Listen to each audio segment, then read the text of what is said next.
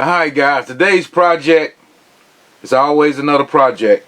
When you got a 2006 Polaris 700 here, my baby's getting old and I got to keep up on the maintenance on it if I want to keep using it. So today's project is my U-joints on my drive shaft. The front and the back is clunky. Clunk, clunk, clunk, clunk, clunk. Every time you put in the gear, clunk, clunk, clunk. Every time you move. I replaced the ones in the back probably a month ago because I had to do it real quick. But I'm going to bring you guys along with me for the front one. And I also got a manifold leak. But that'll be another video. But I'm going to look at it while I'm in here messing with these U-joints. So let's get this thing up in the air and get this towel off so we can see what's going on.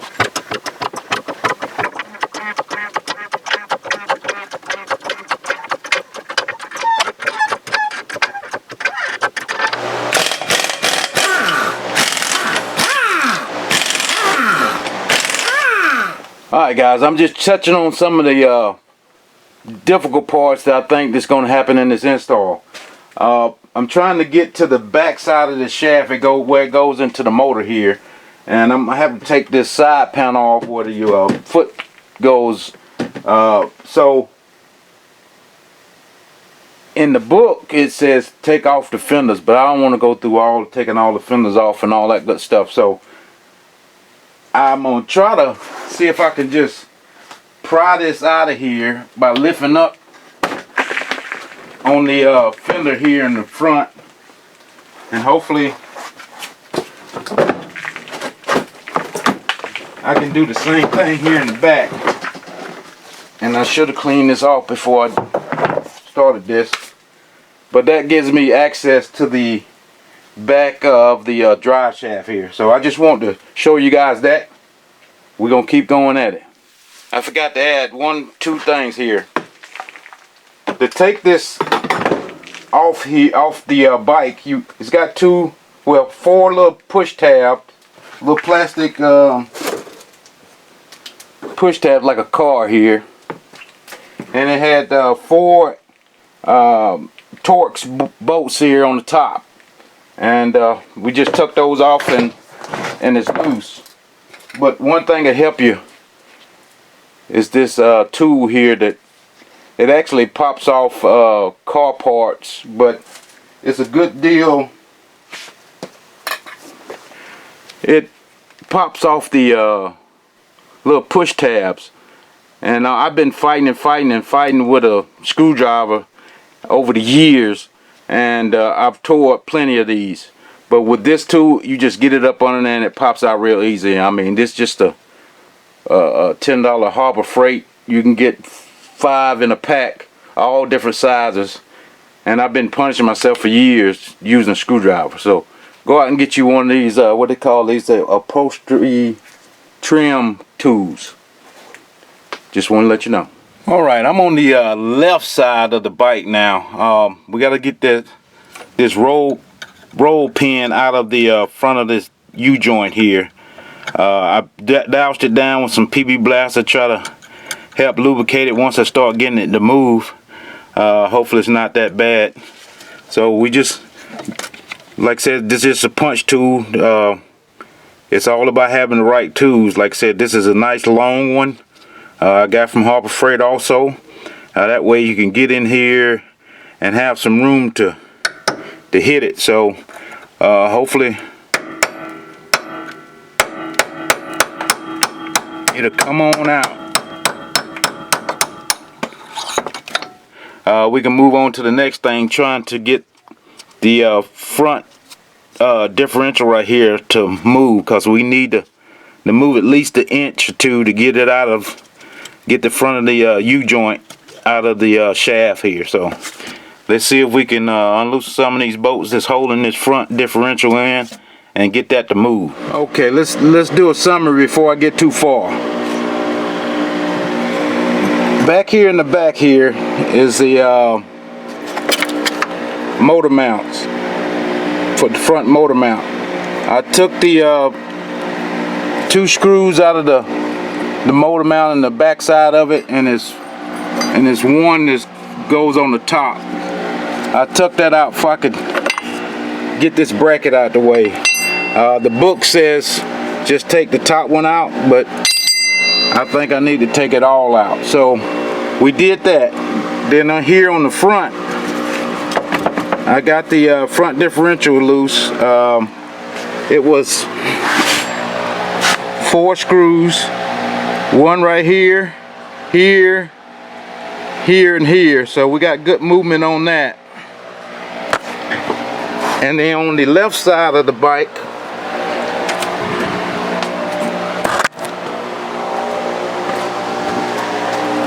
I took this motor mount loose here.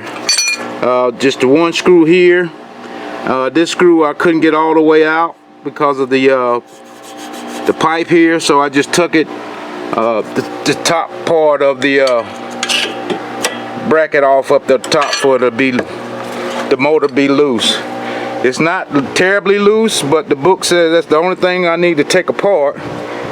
And we're gonna. I got the drive shaft almost out. I'm gonna set you up, guys, and see if I can wiggle this stuff around and see if I can get that last 1/4 inch of that drive shaft out.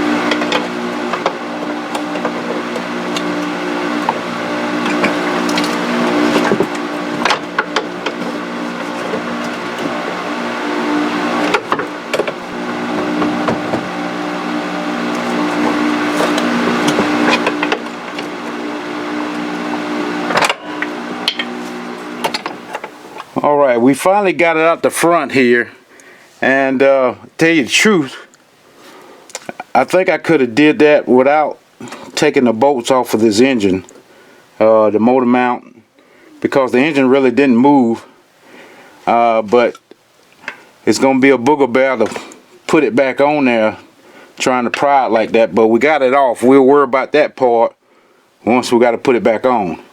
So we should be able to just pull it out or pry it out, one of the two.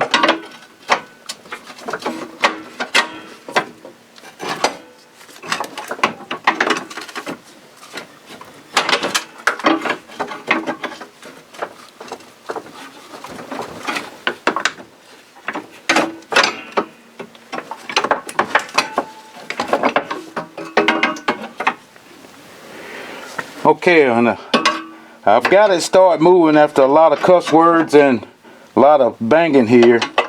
So hopefully it'll come on out now and stop being stubborn. I just had to lube it up real good with that PB Blaster.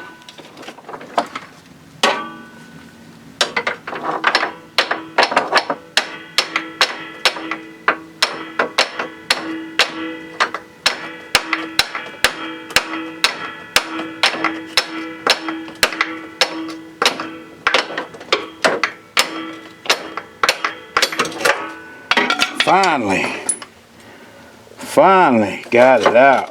Well, got it loose. I ain't got it out yet. Is that gonna be a problem? Now that I got it loose, can't get it out. I'm gonna get it out. Let me go on the other side and get it out.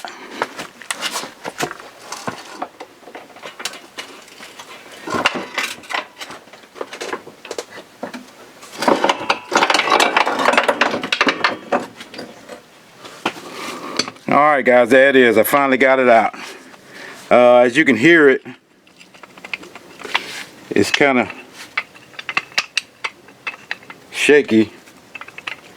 It ain't super bad, but the back one was broke, so, but once you put the new one on there, you won't even hear that rattle. That rattle, that's all you hear when you're riding the bike. Rattle, rattle, rattle, rattle. So, alright, let's take it to the bench. Okay, now we got it over here on the bench. You probably can't see it as well as I can. I barely can see it myself. I got a piece of wood here, and it just to protect my, this is a granite top. That's the reason I got that piece of wood there, just to protect that top. But you want to get something that it'll take the, that'll go around the outside, that won't be flush. Like I said, if I got that piece of wood and I hit on top of this yoke, it wouldn't go anywhere because the wood is stopping it. I just got something to get it off the ground, and a little socket. I'm trying to get the pressure off of this. It's a snap ring on both sides, one right here and one right here, and it's also snap rings on the inside, but we trying to get the outer yoke off right now. So what I did was I just hit it just a couple of times, try to get that pressure off of that snap ring that's inside there. And I got a little hook pick here, and I'm trying to grab the front of that snap ring, keeping my fingers out the way, because I don't care if it shoots across the room. We're not reusing it anyway. I picked it out, as you can see, hopefully you can see, it's coming out, and I'm just going to grab it on the back side, and it's a little snap ring. And I'm going to do the same thing for the other side. That's the way I found out, just to make it easier. Without that, it'd be pressure on that snap ring, and it won't move at all. See, that way they shoot out, and it's good. So I'm gonna take this over to my vise, and we're gonna see if we can hit on top of this and knock that metal part loose. Alright, now I got this over here in my vise. What I'm going to do right now, I'm just going to try to make a scribe mark in it, for I know the orientation is going to put it back the same way. I don't know if it's balanced that way, but the book said make sure you try to put it back in the same orientation. So I just got those both scribed right there. And what I'm going to get, I got a socket that's big enough to go over the top of this yoke, the inner bearing, and I'm going to drive down on top of it, trying to knock the yoke loose from the bearing. I'm just going to use my old beat up dead blow hammer here.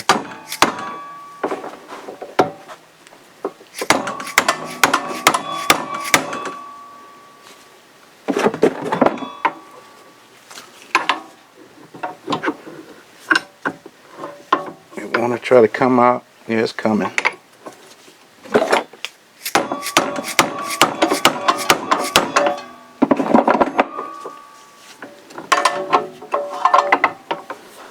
My old vise don't want to hold it.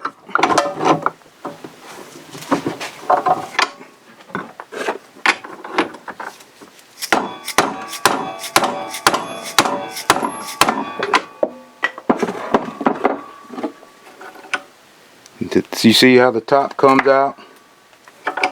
If we take it out of the vise,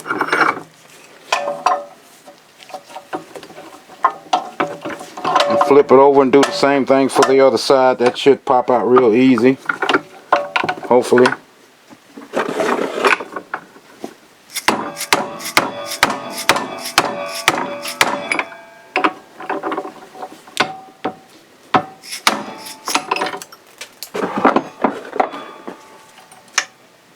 That's good.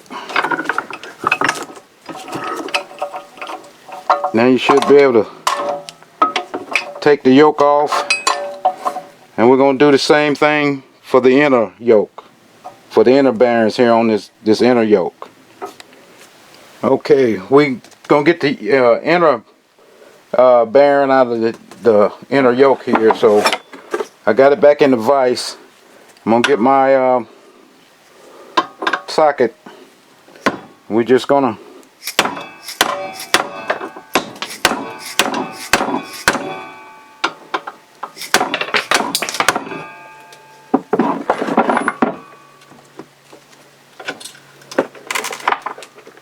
all the inner bearings gonna come out.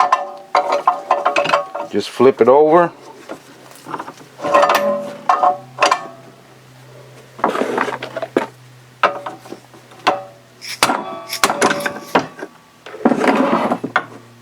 So I can get it propped up here.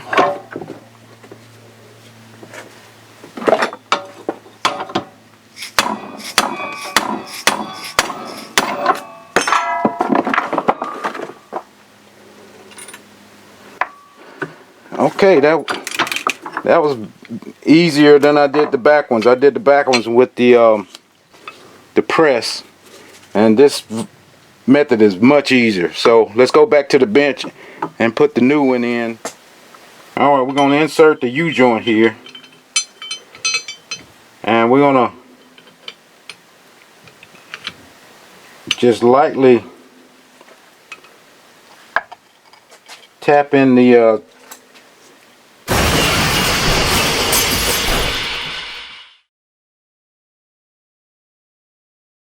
top cap here, for it won't move. And we're going to insert the U-joint in that cap,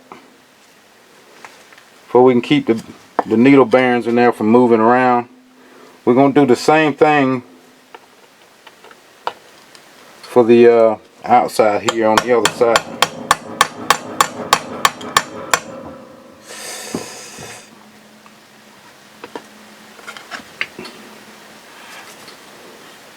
One of the needles came out. Alright, I just had some of these needle bearings fall out of this cap here. I just trying to tap it in top of there. If that happens, just pick them up and just place them back in there. And I'm going to get some grease and then glob it in there to help those bearings stay in there, stay in place so they won't come out. So don't go, oh man, I messed it up. No, just put them back in there. They just placed in there, so it's not a big deal. And I'm not gonna tap on that cap again. I'm gonna take it over to the vise. We're gonna squeeze it with the vise to get them to squeeze in, and try to squeeze them in evenly. So back to the vise. Okay, what I've decided to do is I'm just gonna do one side at a time. I'm gonna try to get this one side going there straight. Then I will put the other side in and bring it in also.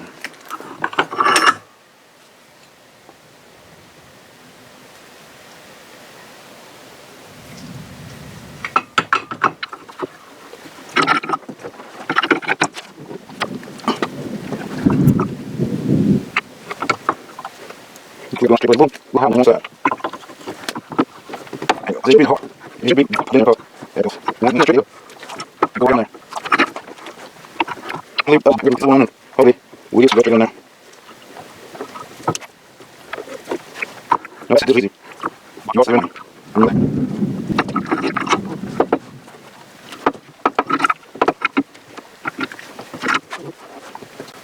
just make sure your universal joint, its U-joint is moving freely.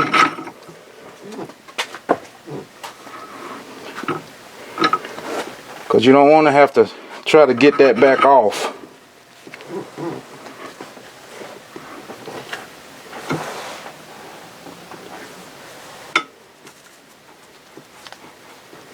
The U-joint is still moving pretty freely. I can see the snap ring grooves in here. Both sides looks fairly even. So we're going to take this back to the bench and see if we can put the snap rings in.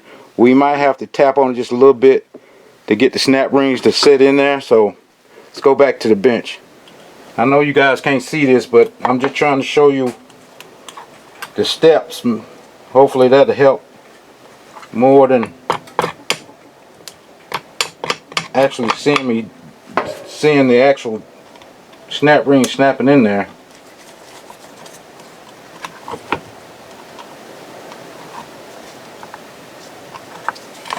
still need to come down some. I'm trying not to over push it down, because that universal joint will get tight and you won't be able to, it won't move right. But that tap helped a lot.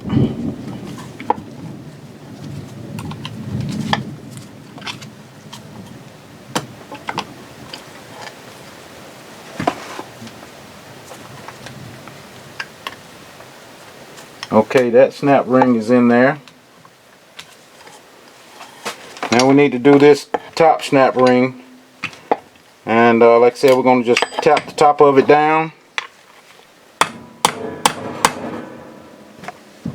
Get us another snap ring.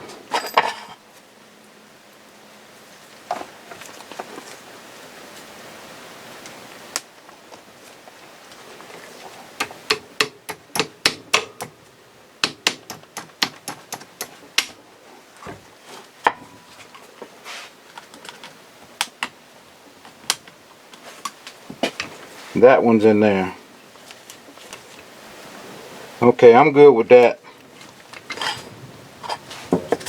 So now the other deal, we just got to put the outer yoke on. Like I said, we want to get the mark that we made to line up with the other mark, and we want to do the same process.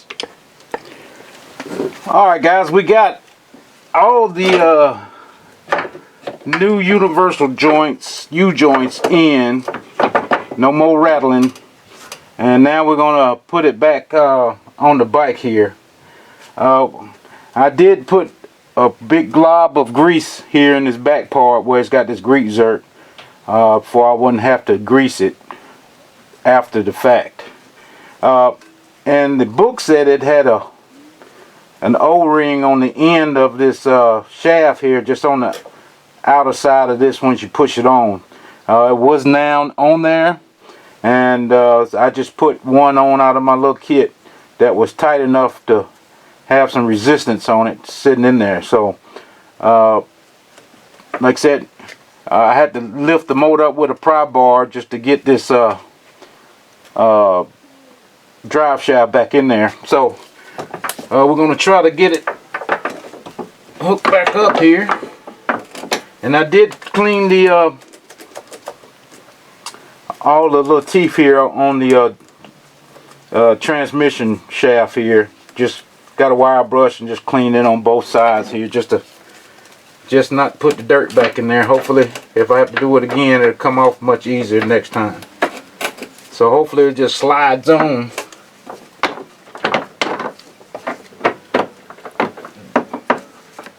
Because it's at a awkward angle.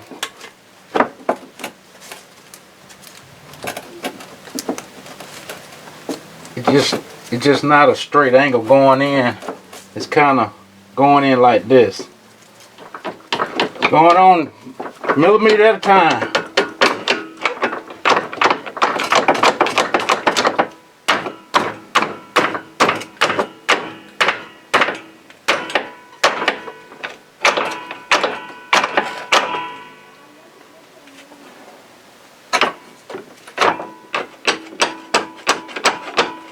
Okay, it's pushed back real far this time. That's going to help me with the front part, getting the yoke back on the front differential right there. So let me move you around so you can see. Okay, what I want to do in the front, I want to make sure the hole for the roll pin is lined up with this hole for in the yoke. Let me get some grease and grease that up before I put that on. Yeah, this grease will keep it from just rusting. That's the only thing I can see it do. In case you have to take it off again, you don't have to fight and fight and fight to get it off.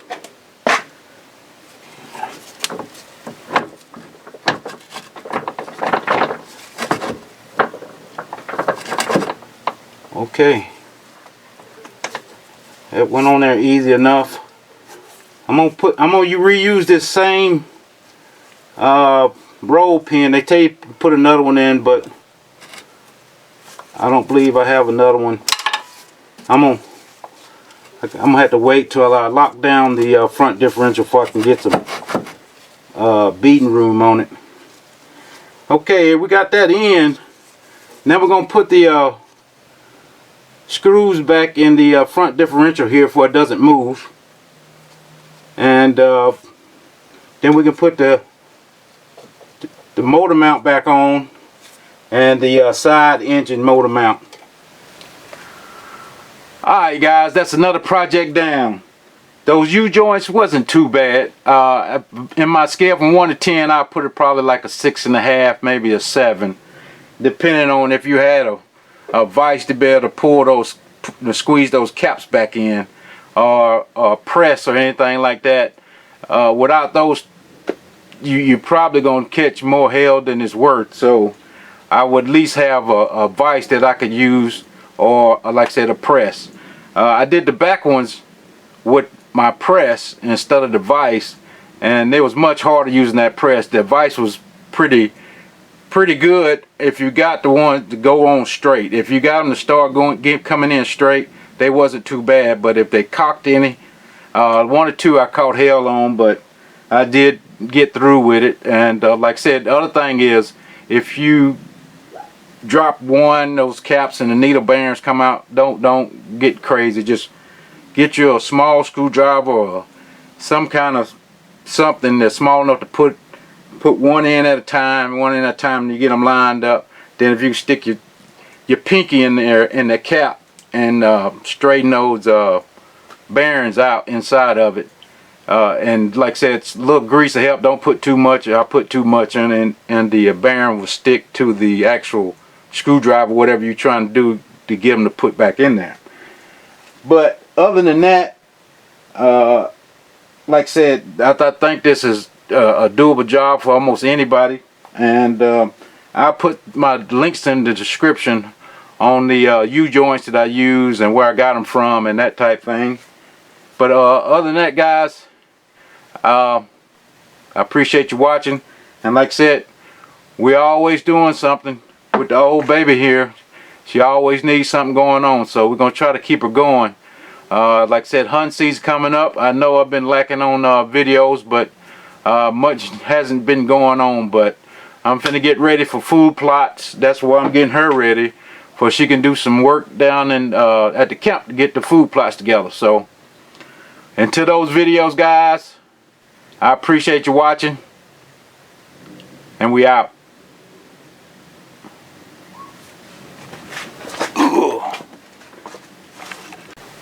I forgot one thing. I'm gonna put the couple of pages out of my fix-it book for this four-wheeler, for you guys can see what the book actually says, and you don't have to go out and buy it. So I deviated from the book a little bit, but I will post that at the end of this video for you guys can see it. You can pause it, whatever you need to do to see what the actual book says. So I just want to thank again, add that. Alright guys.